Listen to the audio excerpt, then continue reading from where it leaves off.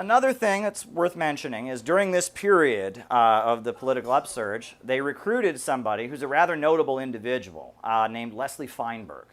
And Leslie Feinberg is the first openly transgender activist in American history. Leslie Feinberg was from Buffalo, New York, and was working in a factory and was living undercover essentially as a man, even though born female. And she saw the demonstrations going on, and she saw Youth Against War and Fascism protests happening, and she joined the protests and then had started openly talking about being transgender. And then the Workers' World Party published a pamphlet she wrote called The Diary of a Transsexual, which is considered one of the first pamphlets ever to advocate transgender rights. And Leslie Feinberg became this kind of definitive person in the LGBT movement, and she was also a follower of Sam Marcy.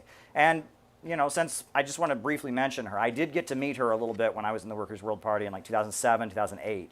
And what I thought was interesting was that was the final years of her political activity. She caught Lyme disease and eventually died from Lyme disease. The last 5 or 6 years of her life, she wasn't politically active. But in the final years that I knew her, she was in this obsessive mode about the use of the LGBT movement by American imperialism.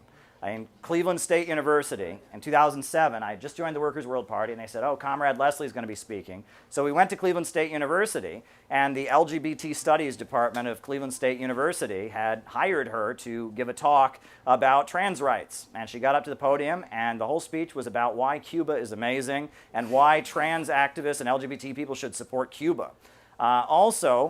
She was also a very big supporter of Iran. And at the time, there was this image. I remember at my college, they put up a poster, and it had two men being hung. And it said, the reason Ahmadinejad says there's no gays in Iran is because he killed them all. Well, actually, Leslie Feinberg wrote an article exposing that and said those two men were not hung for being gay. They were hung for raping a 13-year-old boy at knife point, and that this was propaganda. And pinkwashing of imperialism became her obsession.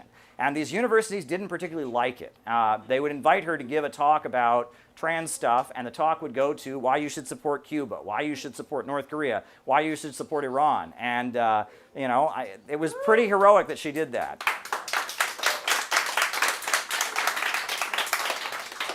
One thing that she also did was during the AIDS crisis, Cuba was quarantining AIDS victims because at the time there was a lot of information about not knowing, the AIDS virus and what was going on. And a lot of anti-imperialist and socialist countries like Iraq and other countries were quarantining AIDS victims.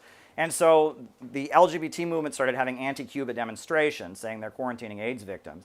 And Leslie Feinberg went to those demonstrations and disrupted them and got up and screamed that you're supporting American imperialism, leave the Cubans alone. And so, it's interesting to see that now transgender issues are one of the main things that they use to attack different countries and different left groups. Yes.